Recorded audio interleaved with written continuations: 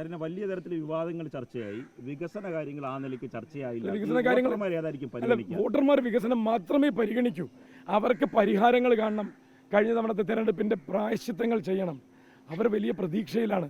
വന്നു കിട്ടിയ അവസരമാണ്, വീണ് കിട്ടിയ അവസരം എന്ന് പറയില്ലേ. ഒരു കൂട്ടർ വിളിച്ചു വരുത്തിയിട്ടാണ് വോട്ട് ചെയ്യൂന്ന് പറയണത്.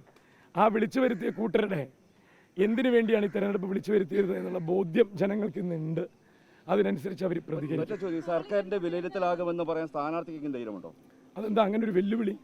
മന്ത്രിമാരും മുഖ്യമന്ത്രി ഏറ്റെടുത്തിട്ടില്ല. അങ്ങനെ ഒരു വെല്ലുവിളി എന്താ? അല്ല, പ്രതിപക്ഷ നേതാവും ജനങ്ങളെയാണ് വെല്ലുവിളിക്കുന്നത്. ജനങ്ങൾക്കറിയാം ആരെയാണ് വിലയിരുത്തേണ്ടത് ഈ തെരഞ്ഞെടുപ്പിലൂടെയെന്ന്. ജനങ്ങളെ വെല്ലുവിളിക്കുന്ന എല്ലാ ശീലങ്ങളെയും ഈ തെരഞ്ഞെടുപ്പ് പൊളിച്ചെഴുതും. 3 ദിവസം മുമ്പ് ജനങ്ങളുടെ മുമ്പിലേക്ക് ഒരു പുതിയ വെല്ലുവിളി വെച്ചല്ലോ.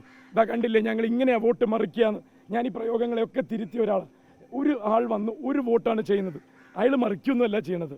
ആ മനുഷ്യൻ്റെ വോട്ട് രേഖപ്പെടുത്തുകയാണ്, അറിഞ്ഞ് നൽകുകയാണ്. അത് കൂട്ടത്തോടെ കുറേ പേര് ചെയ്യുമ്പോൾ മറിച്ചു, മറിഞ്ഞു, അല്ലെങ്കിൽ മാറ്റിക്കുത്തി, ഈ പ്രയോഗങ്ങളൊക്കെ ജനാധിപത്യ വിരുദ്ധമാണ്. ഞാൻ അതുകൊണ്ട് തന്നെ വളരെ കൃത്യമായി പറയുന്നു, ജനങ്ങളെ വില കുറച്ച് കാണുന്ന ചോദ്യങ്ങളും കഴിവതും ഇന്ന് ഒഴിവാക്കുക. വളരെ പോസിറ്റീവായി ഇന്നത്തെ ഇലക്ഷനെ റിപ്പോർട്ട് ചെയ്യുക.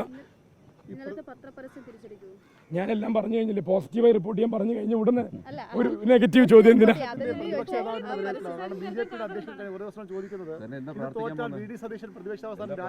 പാലക്കാടിന് നല്ലത് തോന്നും, പാലക്കാടിന് നല്ലത് വരുത്തണം.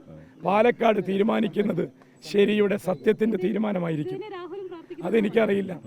വന്ന് പ്രാർത്ഥിക്കുന്നവരും നിന്ന് പ്രാർത്ഥിക്കുന്നവരും തമ്മിൽ വ്യത്യാസമുണ്ട്. നിന്ന് പ്രാർത്ഥിക്കുന്നവനാ. അതുകൊണ്ട് വന്ന് പ്രാർത്ഥിക്കുന്നവരുടെ പ്രാർത്ഥനയും നിന്ന് പ്രാർത്ഥിക്കുന്നവരുടെ പ്രാർത്ഥനയും തമ്മിലുള്ള ചെറിയൊരു വ്യത്യാസമുണ്ട് എല്ലാറ്റിലും.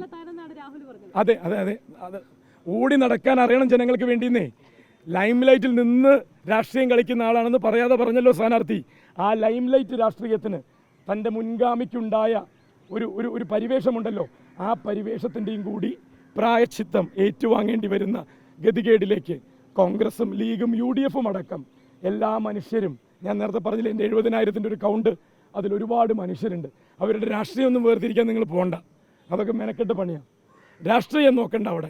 അവിടെ ജനങ്ങൾ പാലക്കാടിനെ നോക്കി വോട്ട് ചെയ്യും. ഇത് നീലൊന്ന് ഇത് നോക്കി കുത്തിത്തിരിപ്പ് ചോദ്യം.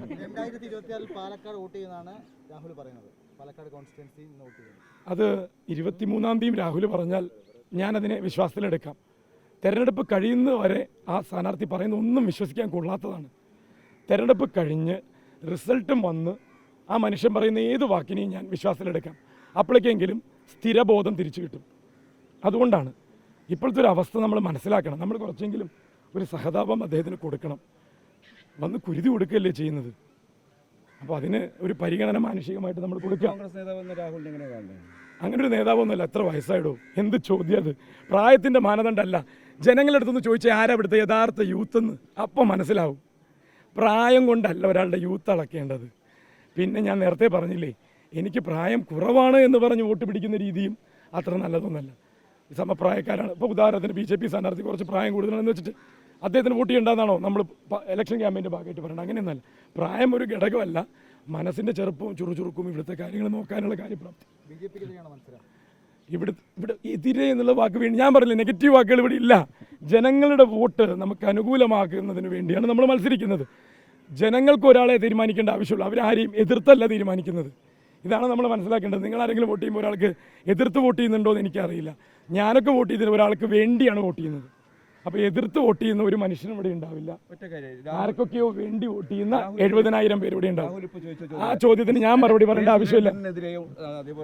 ഞാനതിന് മറുപടി പറയേണ്ട യാതൊരു ആവശ്യമില്ല. അല്ല, ഇതിപ്പോ ഒരേ രക്തത്തിലുള്ളവർ തന്നെയാണല്ലോ. കാരണം ഇന്നലെയും കൂടി അദ്ദേഹം നടത്തിയ പ്രസ്താവന അതും കൂടി ചേർത്ത് വായിക്കുമ്പോൾ ഒരു കാര്യം ബോധ്യമായി. നാടകത്തിൻ്റെ തിരക്കഥയിൽ എവിടേക്കോ പാളിച്ച പറ്റി. അപ്പോൾ അതുകൊണ്ട് ആ 2 പേർക്ക് പറയുന്നതും ഈ പറഞ്ഞ ആൾക്കെതിരെ പറയുന്നതൊക്കെ ഒന്ന് തന്നെ. അത് തന്നെയാണ് പറയുന്നത്. പറയേണ്ടിയിരുന്ന 2 പേരെന്ന് പറഞ്ഞ് പരാമർശിച്ച പേരുകളും പറഞ്ഞ ആളും ഒക്കെ ഒന്ന് തന്നെയാണെന്നേ. അതല്ലേ ഞാൻ പറയുന്നത്. ഇപ്പോഴും രക്തത്തിൽ അത് തന്നെയാണെന്ന് ഇന്നലെ അദ്ദേഹത്തിൻ്റെ പ്രസ്താവനയിൽ നിന്ന് മനസ്സിലായില്ലേ. അതൊക്കെ CPM-ൽ വന്നാൽ നടക്കുമായിരിക്കില്ല. അതുകൊണ്ട് അതൊക്കെ നടക്കുന്ന ഒരേ സമയം 2 രാഷ്ട്രീയം പറയാനുള്ള സ്വാതന്ത്ര്യം നൽകുന്ന ഒരു പ്രസ്ഥാനത്തിലേക്ക് ഞാൻ ഈ സ്വാതന്ത്ര്യത്തെയാണ് ചോദ്യം ചെയ്ത് പുറത്തു വന്നത്. അത് ദുസ്വാതന്ത്ര്യമാണ്. ഒരു മനുഷ്യനൊരു നിലപാടുണ്ടാവണം, ഒരു ആദർശമുണ്ടാവണം. അത് പണയം വെച്ച് 4 വോട്ടിന് വേണ്ടി ചെയ്യുന്നതൊക്കെ തിരിച്ചടിക്കും.